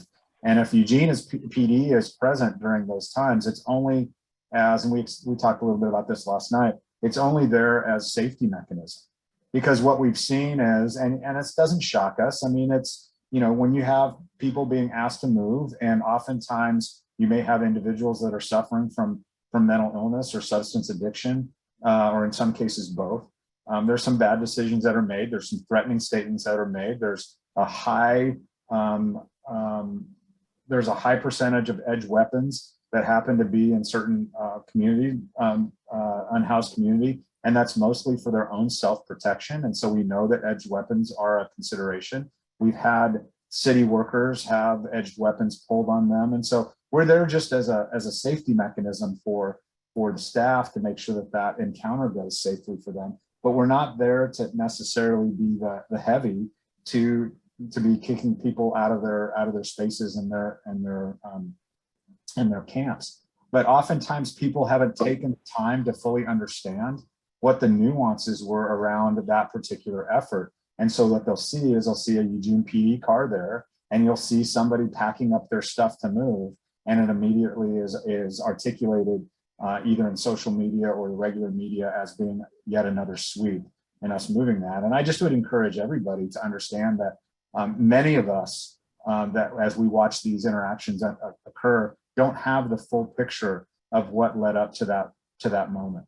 And so if we just take a moment and just better understand what got us to this point where somebody needs to move from a particular location or that has some interaction with city staff or police department, that if we just take a moment to try and better understand that, I think that we all are better informed about that. But I've really tried to back law enforcement away from being the first touch of our unhoused community, unless there's criminal behavior that's anchored to that individual's actions. And then that's where they absolutely the appropriate resource, especially if it's a safety issue. We hear from Chief Shearer before we go to Bonnie. Yeah, absolutely. Again, I got to echo most everything Chief Skinner said. We don't have the volume that Eugene does, but we do have an unhoused population in Springfield. And along the same lines, I don't want the police department to essentially be, and I've heard this term used before, the tip of the spear for, society's failures over the last several decades, so that there is no one else to call other than police when somebody sees something that makes them uncomfortable. So they call 911 because they see a person setting up something on the corner that they don't like. That shouldn't be the police that show up and deal with that first, unless, like Chief Skinner said, there's a criminal nexus to it. We're fortunate enough to have cahoots available to us. We also have park rangers over in Springfield. So there's a number of other entities that can go and make connections with folks.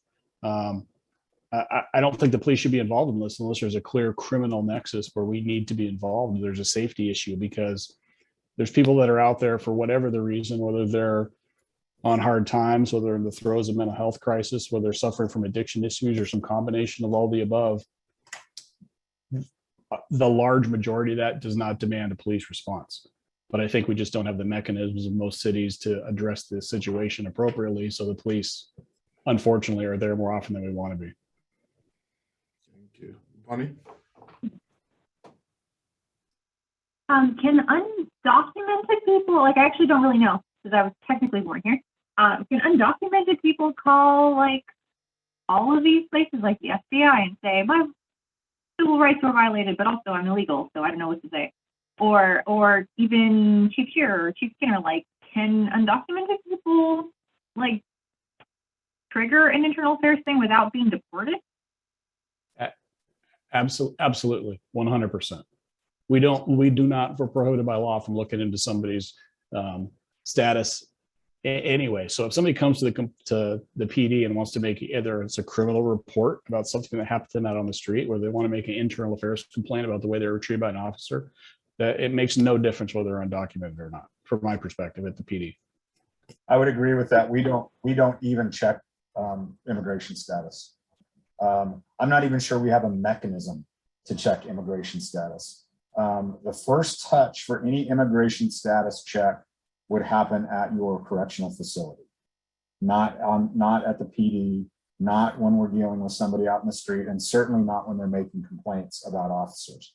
And so that's another one of those really frustrating misnomers that that has a tendency to lump everybody together, and or the media and or your favorite TV show drives the narrative around the fact that law enforcement is checking immigration status. That's absolutely a falsehood. We do not do that at all, nor do we care.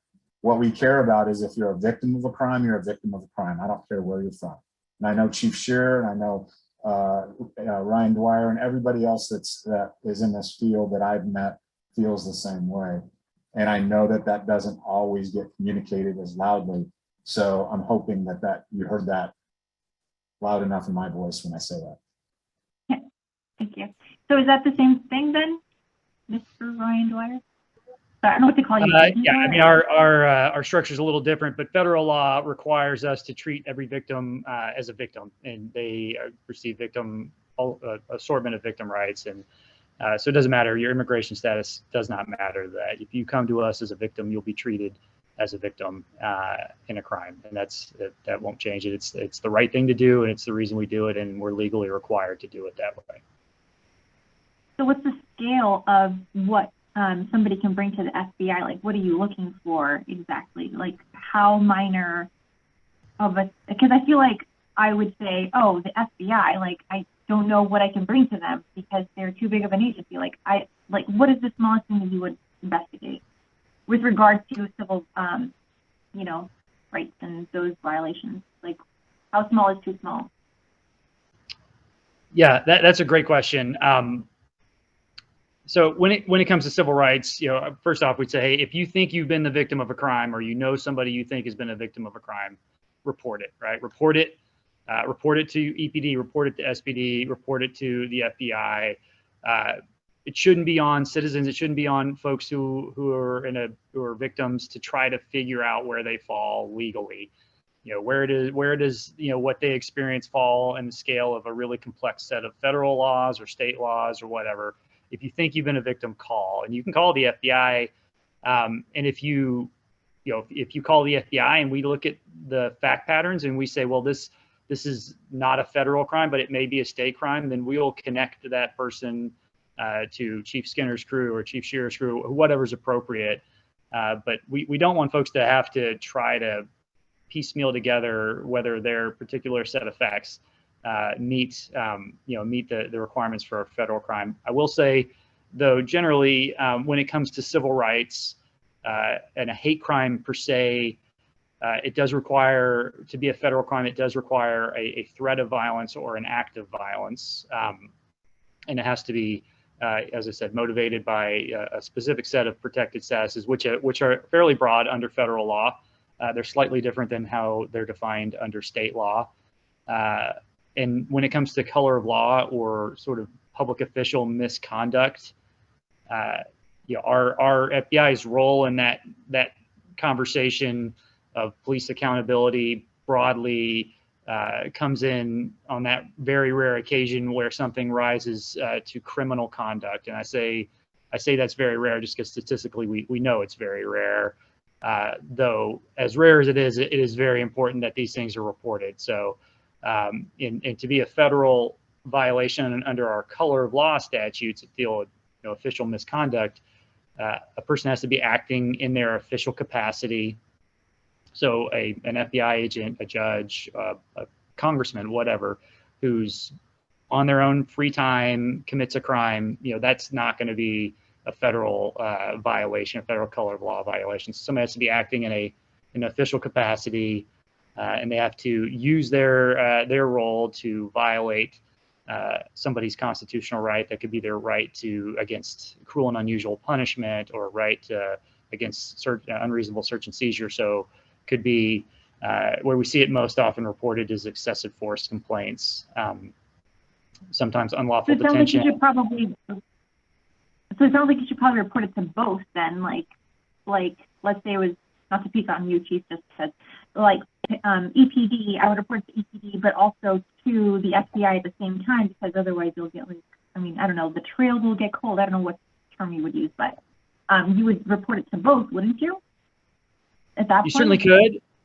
Yeah, you certainly could. I mean, nationwide and in Oregon as well, we typically get, the FBI gets cases largely from 3 sources, and that's direct reports from citizens, reports from the media. Sometimes we read a headline and would follow up on events based on that, and then referrals from partner agencies. So yeah, certainly you're welcome to report it to both. If you report it to the FBI, unless there's a very compelling reason not to, we're almost certainly going to team with our local partners to investigate a civil rights issue. And there's a reason, several reasons for that. A lot of it is the fact that, the more you get into an investigation, we may determine a federal crime has not occurred, but a state crime did.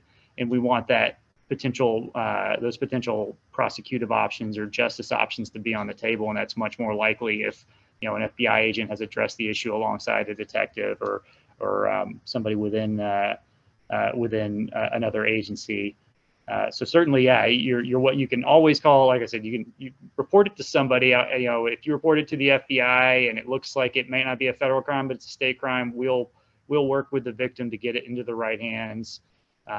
Depending, working with their comfort level. We have victim specialists that'll help us coordinate that. And I would hope, if a crime, civil rights crime is reported to Chief Skinner or Chief Shearer's team, that they look and they see a potential federal crime, I'm sure that coordination would occur the other direction as well. So if you wanted to tell people, like if I wanted to share this information with people and people don't generally trust the FBI because they didn't go through your academy, like what would I tell them? Like, why should they trust the FBI? Like, I guess, like for me, like I took a African American history class, and by the way, I wanted to be an FBI agent. I took that class and I was like, nope, not doing that, because I learned about a lot of things that were like kind of questionable, and I don't know what I would tell people. Like, how do I tell them to trust you to be able to follow through on this? Sorry, I think I just kind of wanted to tell you that because I just need to, but what would I tell people? Like, trust the FBI because why? Why should they trust you? Well, I mean, the truth of the matter is, you're certainly right. Our track record is not 100% in rebuilding trust across the community is something the FBI has worked on and continues to work on, and we recognize that as well. I think some of the stuff you took in your, or you learned about in the history class you're talking about, we have significant oversight structures that will prevent things like that from happening again. As far as why to trust the FBI, I mean, certainly, yeah, we can't count on only people that have graduated from our Citizens Academy on trusting us, because that's a pretty small chunk of the population. The fact of the matter is, the FBI has we are heavily driven by policy, by procedures, by federal mandates to address crimes in certain ways. As both chiefs talked about procedural justice, our approach is in training is geared toward providing a uniform response and level of response and quality of response across the board nationwide. So I will tell you, folks, if they do report something to the FBI, they can expect follow-up, especially on a civil rights incident. They can expect timely follow-up, and it's going to be detailed. It's going to be thorough, and we'll build from there. So. Okay, thank you. Yeah, so I was going to say that when I was back in San Francisco, one of the thing that happened was that, you know, we had an influx of the unhoused due to other cities sending people to San Francisco and also from across the state line. You know, and so I think at some point the city attorney was sending a bill and maybe have gone to a lawsuit, I don't know, with this city that apparently was sending their unhoused to us. So my question to Chief Skinner and Chief Shearer is, I don't know if Kahoot, when they're called to assist someone who's unhoused or whatever, do they take down demographic information, ask them questions like, hey, you know, where did you become unhoused? I know that I asked this question a couple of years ago to the CEO of St. Vinnie de Paul, and her response was that they don't. You know, they don't ask that kind of questions. And then my follow-up question then is to Ryan with regards to the FBI. I would imagine that, you know, when a state put people on the Greyhound with a one-way ticket to another city, to a destination, that is infringing on their constitutional right. So I'm wondering if the FBI is tracking these kind of cases, and what is the FBI doing if you are tracking it? What are you doing about that between this municipality and between states? So first to the chief. I'll pick off the front end of this. Yeah, you're right. There's a lot of, I mean, and I don't know what Cahoots does or doesn't ask them. I mean, I would suggest that I'm assuming that they probably don't ask any origin type of questions. But what I will tell you is that anecdotally, as we've dealt with a variety of different individuals in our town, it's been important for us in mere dialogue to better understand a person's story. You have a tendency to be able to meet a person's needs if you better understand their story. We have seen in many interactions, many people that were not originally from Eugene that are now here unhoused in Eugene. And so that's a thing. Some people would dispute the numbers, and I don't have an actual number that I would throw out there, but we've got real world experience to know that we have people that are here and have been here for a short period of time from other areas. We also have talked specifically to people that have gotten off the bus from other jurisdictions because they told us that they got here, and in some cases come to us and say, hey, I'd like to go back. Can you help me fund a bus ticket because I would like to go back? And so there's been some instances where they've tried to find transportation home.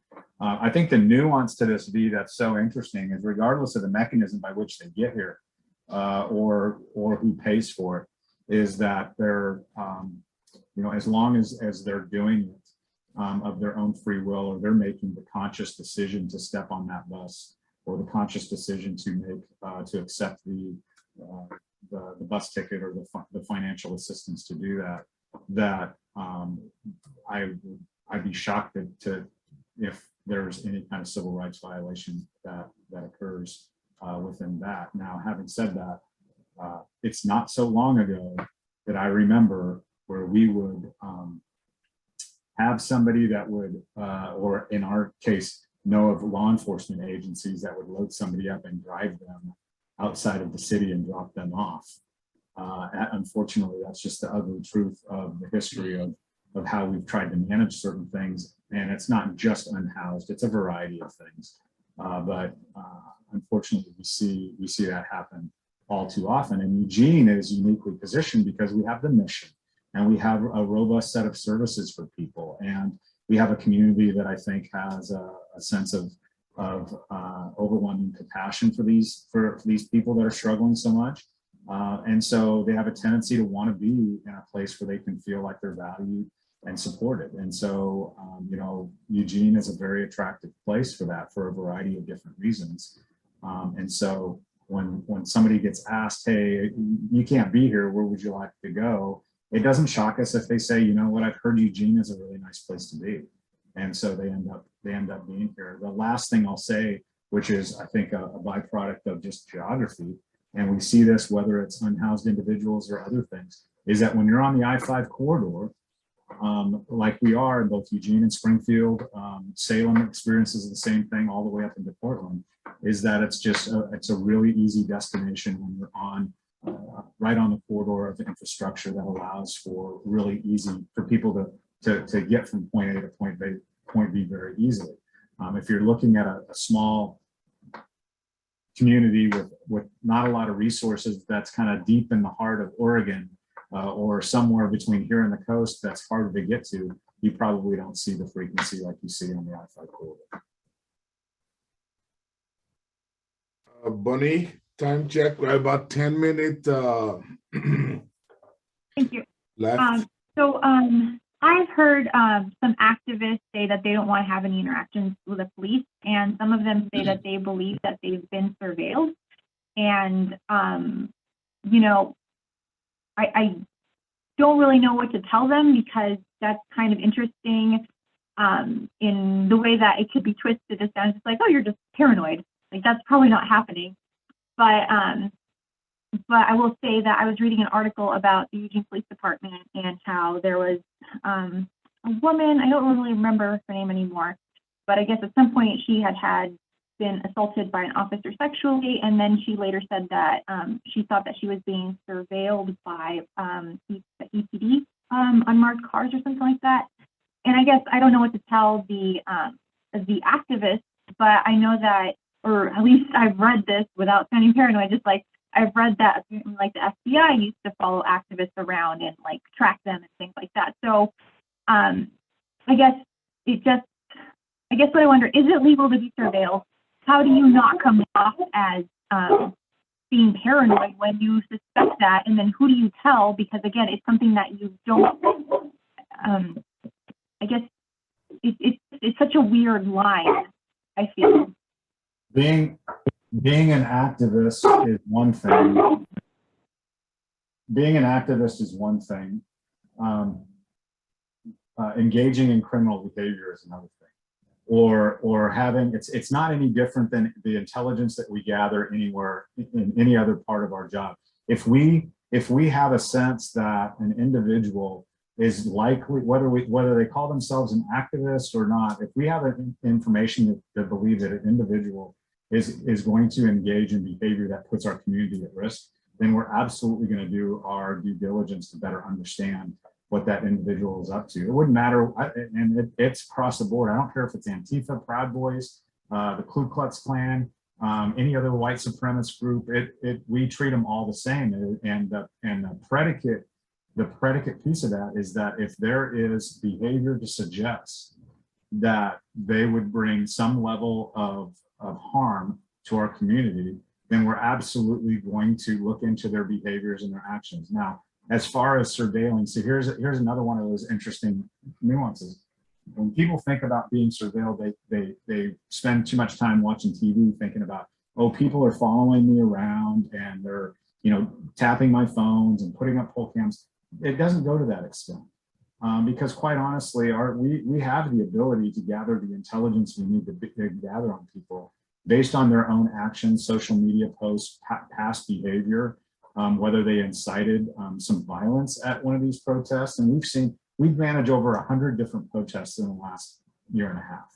And we've seen some that have gone from activists, strong, proud activists that have gone on and have been masterfully planned and very, very peaceful and loud and proud and everything we would expect from a free speech rally.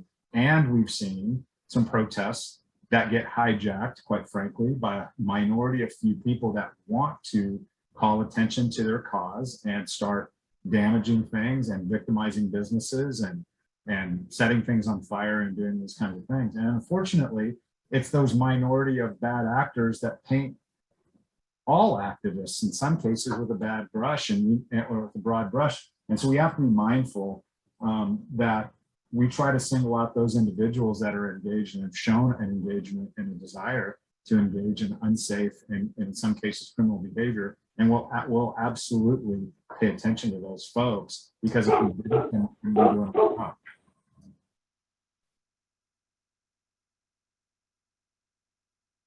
So can you surveil then? So it sounds like you, I guess if there's, I'm so sorry about that. If there's reasonable suspicion, then that's when you will do that. But like, so it's possible maybe that people were briefly surveilled and then it was realized that maybe they're just activists, but like not violent or something. Like, is that the situation? Can that be the situation where you just saw them, they're activists, and now you're following them, and then you're like, okay, never mind, they're not dangerous, so we'll stop surveilling them, but we did surveil them briefly. Is that a thing? Yeah, I mean, I guess it could be a thing. I guess the concept of following them is a little bit arbitrary in the sense that, you know, I don't remember the last time I had a police officer in an unmarked car, you know, following somebody around during the normal course of that person's day.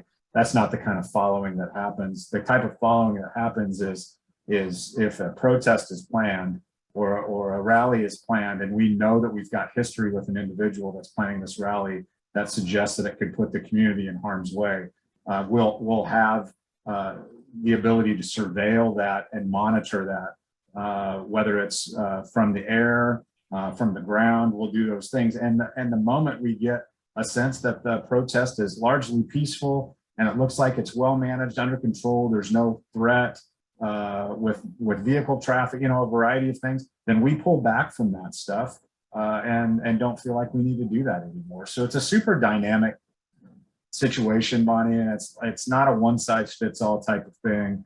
And so it really is a case by case basis.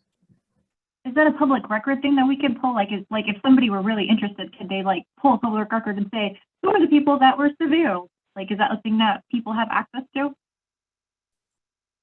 I'm not sure how you crosswalk between what we do in this particular situation. I'm not sure how we crosswalk that into a public records request. We have operations plans. You know, we have operations plans. We plan for these protests. We plan for what we believe may happen. We plan for the worst, hope for the best. We do a lot of those things, but as far as the individual nuances of surveillance, my sense is that there's probably not anything that points to a specific public record that people can pull out. Oh, that's like not a record. It's not recorded anywhere. Thank you. So, thank you, Bonnie. And we are 5 minutes.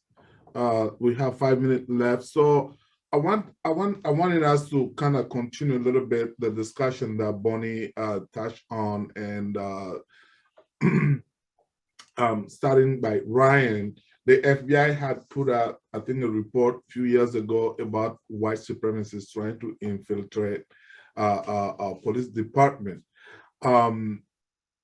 Is that still the case? What do we know as of today, how our police departments are, I would say infected, but I think the right terminology would be how big is that nowadays in the white supremacy movement to try to get themselves into police department, and what have we noticed around here, around the Eugene area? Do we have that kind of practice going on, and also what is the threat level for hate groups? Yeah, Ibrahim. No, interesting question, or interesting set of questions, actually. I have to, I'll be honest, I'm not familiar with the report you mentioned coming out a couple of years ago. You know, certainly I could say, you know, most police agencies have established pretty strong policies. I'm sure Chief Shearer and Chief Skinner would speak much more knowledgeably about it than I could regarding bias and evidence of bias, social media policies for their employees in order to watch for those tendencies. And obviously that would be, you know, something that would be, I'm sure they would address internally. as far as white supremacy sort of writ large, I think you and I have spoken in the past. We recognize nationwide that far right extremism is become by far the most dangerous form of terrorism that we're facing as Americans now, and particularly racially motivated violent extremists. And the incidents in El Paso and in Pittsburgh at the synagogue and Poway outside San Diego at the synagogue, we see that that is by far the most. They've claimed racially motivated violent extremists, which are the largest subset of that is white supremacists, have claimed more American lives than any other form or brand of terrorism, so to speak. So it is a focus of ours across the nation. The FBI, we've changed how we address these things and integrating our domestic terrorism approaches alongside our civil rights investigation. So certainly Oregon is no exception to that. I mean, we know that the hate crime rates in Oregon have climbed commiserate with the rest of the country, and that's an alarming rate. So we know it continues to be a problem and here in Oregon and certainly here in Lane County as well. So I would say it does continue to be a problem. It's a focus of ours, and I think it's also a focus of our local and state partners. And the Oregon Department of Justice has put a lot of resources and effort into addressing hate crime issues and in creating a mechanism to encourage reporting and support victims who have experienced hate crime, and also support those who may have experienced bias that may not rise to a criminal level. So I do think it continues to be a threat and a problem here, and a focus for law enforcement. And I don't think that's going to change anytime soon. We're going to keep focusing on that. Thank you, Ryan. And I put the link to the report on the chat for those who want to take a look at it. So we are almost at the end of this meeting, and I want to do one last round for all of you to have a last word before we close this conversation. And I personally want to thank you for giving us the opportunity to have this conversation. Also think it's an ongoing conversation we should have, and we will put together panels as we go around issues in the community. And law enforcement is a big topic right now. It's very hot.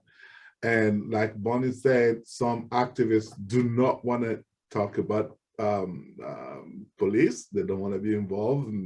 But we think that to change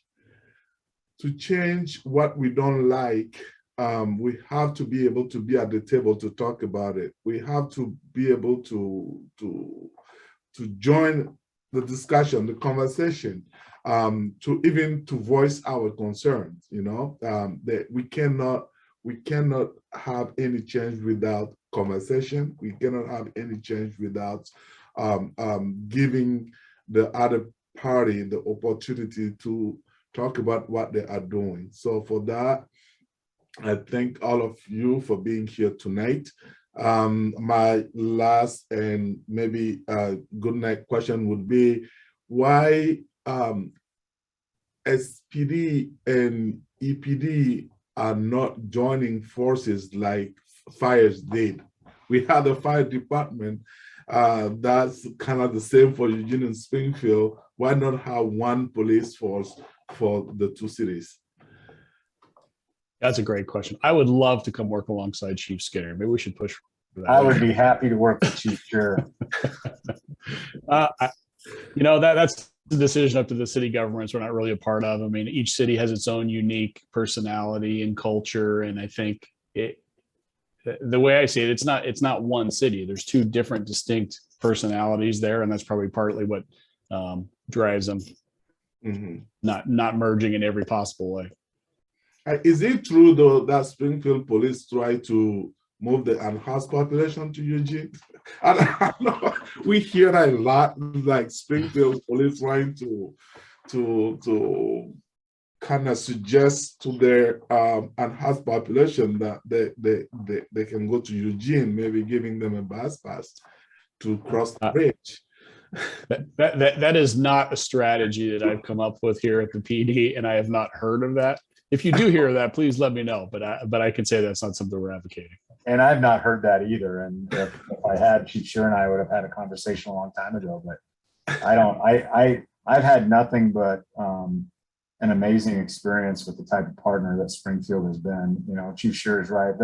It's two different cities with two different sets of priorities. Sometimes many priorities are in alignment, but there are some different priorities around focus on economic development and emphasis on and council goals and emphasis on what they're trying to accomplish. And what I've found in my years of consolidation is that police departments, maybe more than any other department, are really, our community is very, very protective of the type of personality their police department has, and they want to have the ability to kind of have that input and control what kind of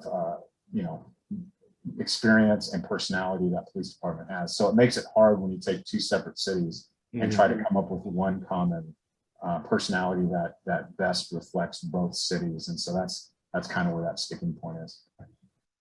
Okay, any last word? Hey, Ibrahim, I just want to say thanks for the opportunity. I really appreciate it. You're exactly right. The only way anybody can gain any ground with these difficult conversations is if we actually have the conversation. And I think there's just one way we do that. So I want to say thanks.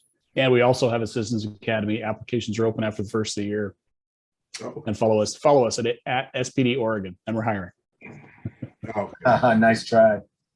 I also want to say thanks for that. And I do agree about having these really robust and difficult conversations. What I would say also, though, is that, conversations and conversational type of relationship takes a variety of people to be in the room. I've not known law enforcement to ever turn down an opportunity to have a tough conversation, but yet there are many people that have chosen not to be in the room to at least have that. And I would just encourage them as best we can to create, as we try to create a safe space to do that on their time and on their turf, to just show up and have those conversations. It's hard to build trust when others are coming to the table with their preconceived notions and trying to speak on behalf of a group that's not there. One of my toughest groups to build trust with and to have a conversation with is my transgender community, that I deeply, deeply want to have that conversation with and better understand how we can serve them and build that trust. And so I'll be looking for opportunities to do things like this with the right people in the room. Thank you. Ryan? No, I don't think I could top Chief Skinner, top Shearer's eloquence there. That's exactly right. Thank you very much for inviting us and letting us be a part of this conversation. It's a big focus of ours here in the FBI to let people know that we are here, and to echo Chief Skinner's sentiment. There's very few conversations we're not eager to have. And we want to be having them more than we have historically. We realize it's an important part of the process. And I'd finish it with, if you feel like you've been the victim of a crime or a civil rights crime in particular, please report it. And I know that's not easy. There's a lot of challenges and a lot of contextual, historical challenges that come with that, depending on your population and what you may have experienced. But please report it. Please report it to local police, report it to the FBI. We very much want the chance to serve you and help find justice for you. So that's what I'd leave it with. Thank you very much. Great chatting with you, V, Bonnie. Really appreciate it. Thank you. V? You're muted. Sorry, I was going to say I'll let Bonnie go first, if that's okay. Yeah. No? We can't hear you, Bonnie. I think you're muted. Oh, sorry. I just want to say thank you for your time. I really appreciate it. I did have all those questions that a lot of people have that, just I didn't know where to ask it. This was a really good opportunity. So I'll have some answers for them. And do I have any other follow-up? No, maybe I'll just contact you later because now I have your information. So thanks. Thank you, Bonnie.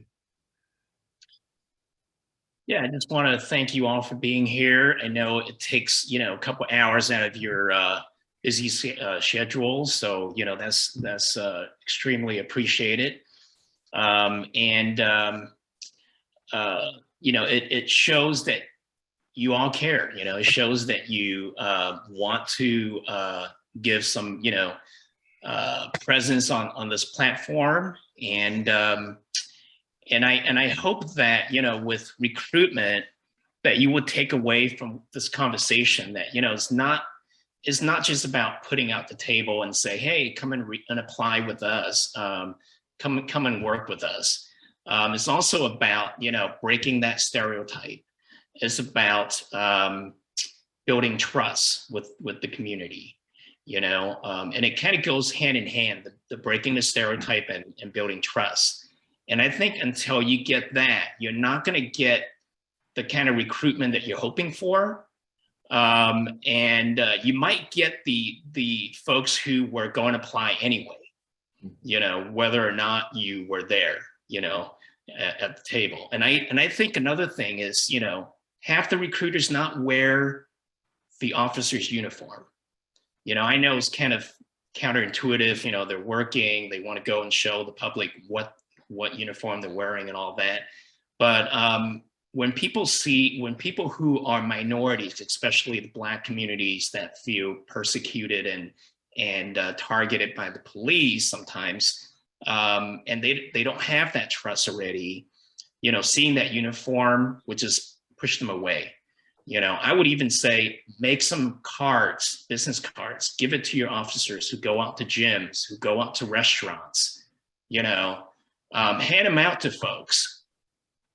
Start a conversation first, build that trust, that rapport, show them that, hey, I'm a person, I'm not just a cop. And then say, hey, are you interested in, you look like you might be interested in joining, here's the card, contact our recruiter. I think that might help. But other than that, I think, I think this conversation is great. I don't think it's the end of the conversation. I hope that we can continue somehow. My information is available through Ibrahim. And so if you ever want to talk about, more about the potential stigma behind the Asian community or the Chinese community in particular, I'll be happy to make time to talk with you. I welcome that. Thank you. Thank you, V. And thank you all. Have a good night. It was good conversation, and hope to see you again when we are able to put together another panel. Good night. All right.